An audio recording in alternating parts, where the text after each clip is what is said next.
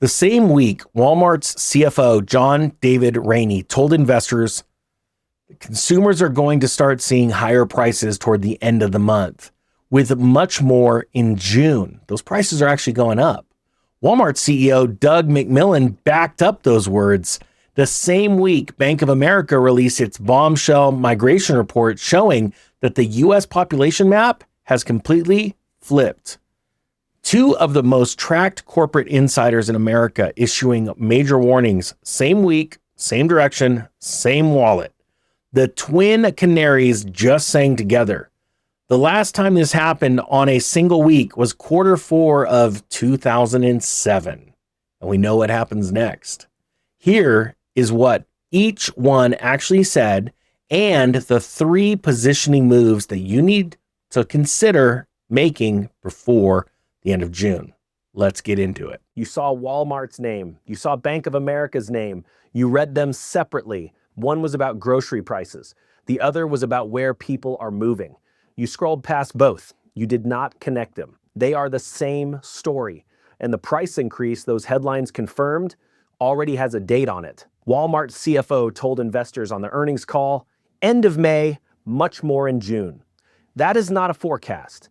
That is a confirmed timeline from the company that controls 9.42% of all U.S. retail sales. The window to buy at pre-tariff prices is open right now, and it is closing in days.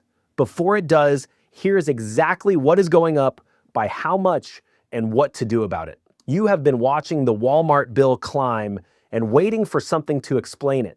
Here is the explanation. And it came directly from Walmart's CFO on an earnings call with investors. And this was mentioned by one of my videos last month. Walmart's CFO, John David Rainey, told investors on the record, consumers are going to start seeing higher prices toward the end of this month, with much more in June. He said the magnitude of these increases is more than any retailer can bear.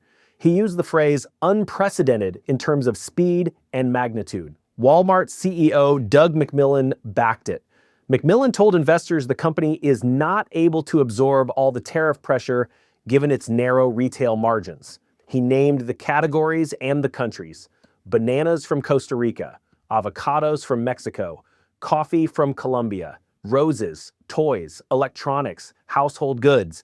He said a 30% tariff on Chinese goods is still too high. Rady told CNBC separately, if you have got a 30% tariff on something, you are likely going to see double-digit price increases. He named the products: baby strollers, car seats, vacuum cleaners. These are not discretionary luxuries. A car seat is a legal requirement. Walmart controls 9.42% of all U.S. retail sales, $675.6 billion in global revenue. 4,700 locations within 10 miles of 90% of the American population. When Walmart's CFO says prices are going up, he is reading the purchase orders that have already cleared customs. That is what makes this warning different. Walmart is not guessing. Walmart is not forecasting. Walmart is looking at inventory that has already been ordered, already shipped, and already priced. The countdown is measured in weeks, not quarters. Costco filed suit against the Trump administration over the tariffs the same week. Retailers at that scale do not file litigation against a policy they expect reversed. They are treating it as a permanent input cost. The twin canary pattern has appeared 3 times in the modern data. Q4 2007, Walmart flagged consumer stress at the household level. Bank of America's Q4 reporting flagged rising delinquencies and tightening credit conditions. The Great Recession began 2 months later. Q4 2019, Walmart flagged slowing discretionary spending. Bank of America's data showed card spending deceleration. The pandemic recession followed. The mechanism is not predictive in the fortune-telling sense. It is diagnostic. When the largest retailer and bank both see the same stress, it's real. The stress is already accelerating when they name it. The 12-month clock that pattern implies is running. Today, I want to walk you through what each warning actually contains, how the tariff pass-through works at the category level, and what to do before June while the window is still open. Bank of America released its migration report through the Bank of America Institute.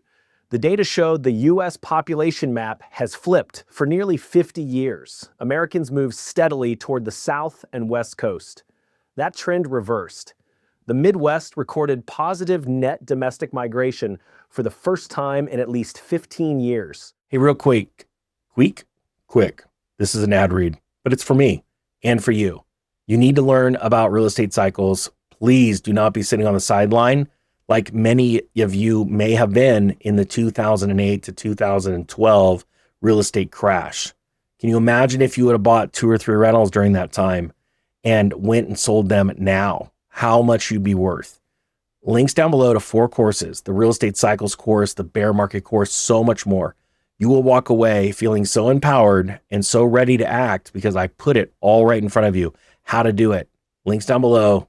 One stupid price for all 4 courses. Check it out. California lost 229,000 net residents in 2025, the largest loss of any state by nearly double. Miami, the pandemic boomtown, flipped to one of the largest population losses year over year.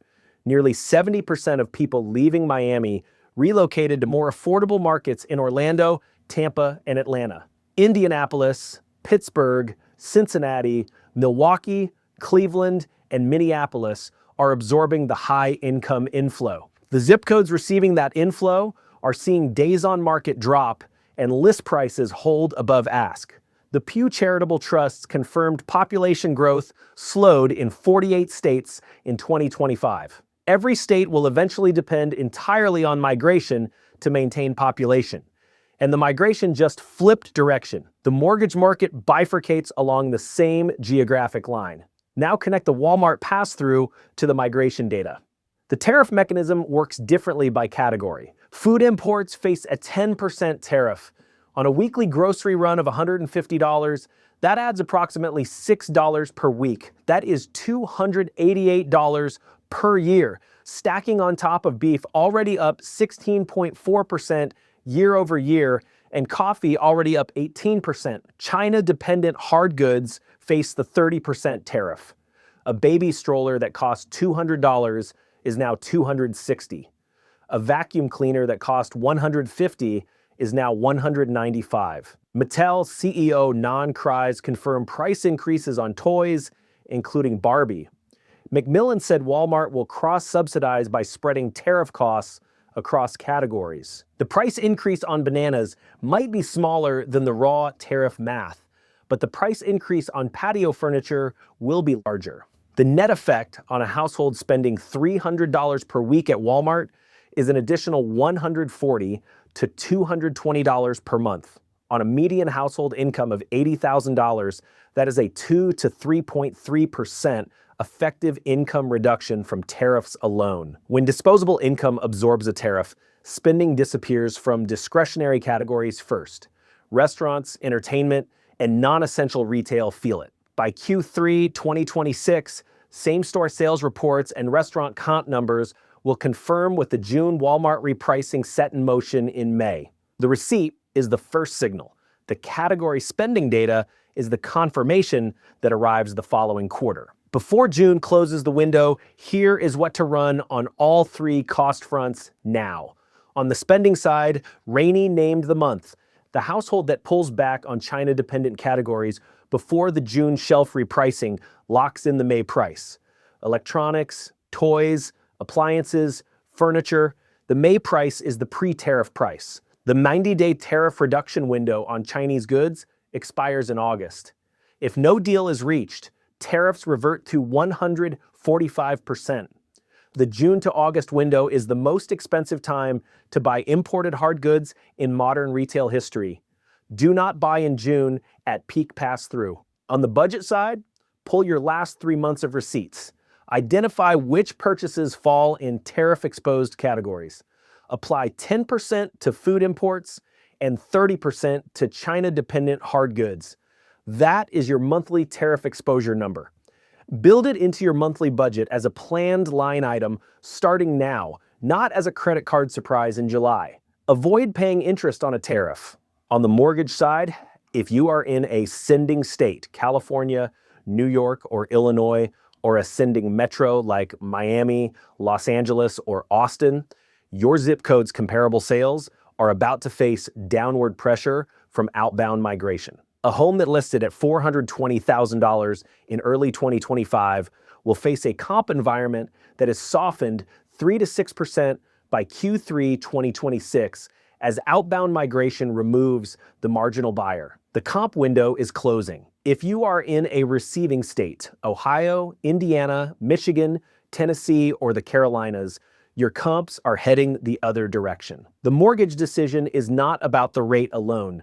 It is about the direction of the comp in your specific zip code. The B of A migration data just told you which direction that is. You scrolled past both headlines without connecting them. They were pointing at the same month, the same register, the same household budget. The Walmart repricing arrives in June. The migration shift is already moving.